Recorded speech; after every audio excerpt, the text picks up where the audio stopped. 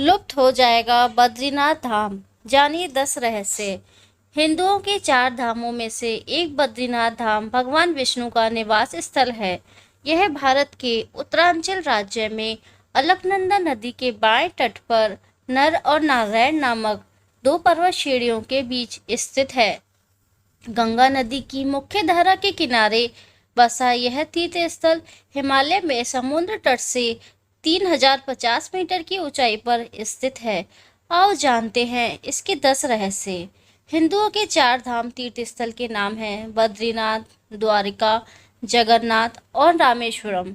ये 4 धाम प्रमुख हैं, लेकिन जब व्यक्ति बद्रीनाथ दर्शन करने जाता है तो उसे गंगोत्री, यमुनोत्री और केदारनाथ के दर्शन भी करना चाहिए। इन चारों को मिलाकर छोटा 4 धाम कहा गया है।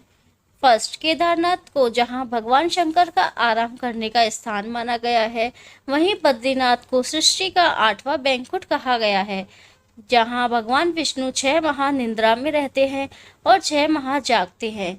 यहाँ बद्रीनाथ की मूर्ति शालग्राम शिला से बनी हुई है, चतुर्भुज ध्यान मुद्रा में है।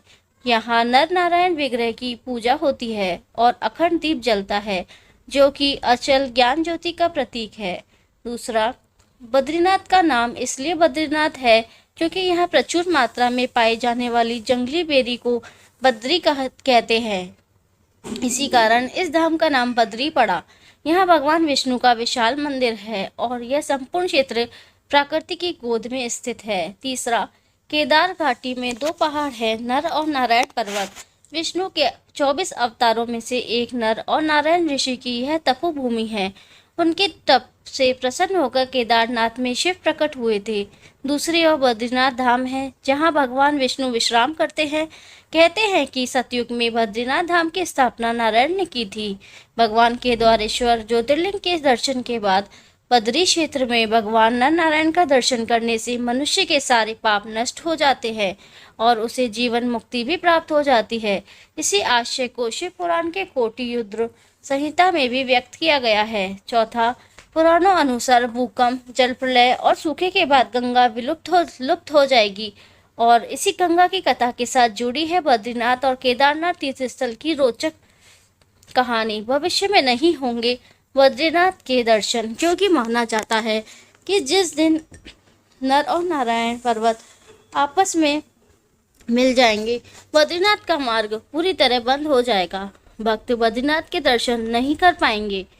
पुराणों अनुसार आने वाले कुछ युग वर्षों में वर्तमान बद्रीनाथ धाम और केदारेश्वर धाम लुप्त हो जाएंगे और वर्षों बाद भविष्य बद्री नामक नए तीर्थ का उद्गम होगा। यह भी मान्यता है कि जोशी मठ में स्थित नरसिंह भगवान की मूर्ति का एक हाथ साल दर साल पतला होता जा रहा है। जिस दिन यह हाथ लुप्त हो जाएगा, उस दिन बद्री और केदारनाथ तीर्थ स्थल पर भी लुप्त होना प्रारंभ हो जाएंगे।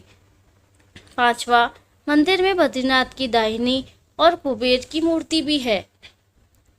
उनके सामने उद्धव जी है तथा उत्सव मूर्ति है। उत्सव मूर्ति शीतकाल में बर्फ जमने पर जोशीमठ में ले जाई जाती है। उद्धव जी के पास ही चरण पादुका है। बाएं और नर नारायण की मूर्ति है। इनके समीप ही श्रीदेवी और भूदेवी है। 6, भगवान विष्णु की प्रतिमा वाला वर्तमान मंदिर 3133 मीटर की ऊंचाई पर स्थित है और माना जाता है कि आदि शंकराचार्य 8वीं शताब्दी के दार्शनिक संत ने इसका निर्माण कराया था। इसके पश्चिम में 27 किलोमीटर की दूरी पर स्थित बद्रीनाथ शिखर की ऊंचाई 7138 मीटर है। बद्रीनाथ में एक मंदिर है जिसमें बद्रीनाथ या विष्णु की वेदी है। यह 2000 वर्ष से भी अधिक समय से एक प्रसिद्ध तीर्थ स्थान रहा है।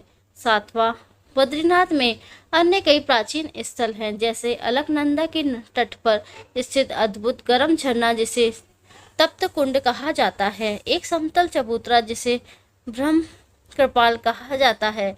पौराणिक कथाओं में उल्लिखित एक सांप शिला है। शेषनाग की कथित सांप छाप वाला एक शिलाखंड शेष नेत्र है। भगवान विष्णु के पैरों के निशान हैं। चरण पादुका। बद्रीनाथ से नजर आने वाला बर्फ से ढका हुआ ऊंचा शिखर नीलकंठ, जो गढ़वाल क्वीन के नाम से जाना जाता है। 8वां, पौराणिक कथाओं और यहाँ की लोक कथाओं के अनुसार यहाँ नीलकंठ पर्वत के समीप भगवान विष्णु ने बाल रूप में अवतरण किया था। कहते हैं कि भगवान विष्णु जी अपने ध्यान योग और विश्राम हेतु एक उपयुक्त स्थान खोज रहे थे और उन्हें अलकनंदा नदी के समीप यह स्थान बहुत भा गया। उस वक्त यह स्थान भगवान शंकर और पार्वती का निवास स्थान था। ऐसे में विष्णु की एक युक्ति सोची। एक दिन शिव और पार्वती भ्रमण के लिए बाहर निकले और जब वे वापस लौटे तो उन्होंने द्वार पर एक नन्हे शिशु को रोते हुए देखा। माता पार्वती की ममता जाग उठी। वह उस शिशु को उठाने लगी, तभी शिव ने रोका और कहा कि इस शिशु को मत छुओ। पार्वती ने पूछा, क्यों? शिव बोले, यह कोई अच्छा शिशु नहीं है। सोचो, यह यहाँ अचानक कैसे और कहाँ से आ गया। दूर तक कोई इसके माता पिता नजर नहीं आते। यह कोई बच्चा नहीं बल्कि मायावी लगता है। लेकिन माता पार्वती नहीं मानी और वह बच्चे को उठाकर घर के अंदर ले गई। पार्वती ने बच्चे को चुप कराया, फिर वह बच्चे को वहीं सुलाकर शिव के साथ नजदीक के एक गर्म झरने में स्नान करने के लिए चली गईं। जब वे दोनों वापस लौटे तो उन्होंने देखा कि घर का दरवाजा अंदर से बंद था। पार्वती ने शिव से कहा कि अब हम क्या करें? शिव ने कहा कि यह तुम्हारा बालक है, मैं कुछ नहीं कर सकता। अच्छा होगा कि हम कोई नया ठिकाना ढूंढ लें, क्योंकि अब दरवाज़ा नहीं खुलने वाला है और मैं बलपूर्वक इस दरवाजे को नहीं खोलूँगा। कहते हैं कि शिव और पार्वती वह स्थान छोड़कर केदारनाथ चले गए और वह बालक जो भगवान विष्णु थे वहीं जमे रहे। इस तरह भगवान विष्णु ने जबरन बद्रीनाथ को अपना विश्राम स्थल बना दिया। जब भगवान विष्णु ध्यान योग में लीन थे तो वो अधिक हिमपात होने लगा। भगवान विष्णु और उनका घर हिम में पूरी तरह डूबने लगा। यह देखकर माता लक्ष्मी व्याकुल हो उठी। तब उन्होंने स्वयं भगवान विष्णु के समीप खड़े होकर एक बेर बद्री की वृक्ष का रूप ले लिया और समस्त हिम को अपने ऊपर सहने लगी। माता लक्ष्मी जी भगवान विष्णु को धूप, वर्षा और हिम से बचाने की कठोर तपस्या में जुट गई। कई वर्षों बाद जब भगवान विष्णु ने अपना तप पूर्ण किया तो देखा कि लक्ष्मी जी हिम से ढकी पड़ी हैं। तो उन्होंने माता लक्ष्मी के तप को देखकर कहा कि हे देवी, तुमने भी मेरे ही बराबर तप किया है, सो आज से इस धाम पर मुझे तुम्हारे ही साथ पूजा जाएगा। और क्योंकि तुमने मेरी रक्षा बद्री वृक्ष के रूप में की, सो आज से मुझे बद्रीनाथ के नाम से जाना जाएगा। इस तरह भगवान विष्णु का नाम बद्रीनाथ पड़ा। 10वां, 4 धाम में से एक बद्रीनाथ के बारे में एक कहावत प्रचलित है कि जो जाए बद्री वो ना आए औदरी।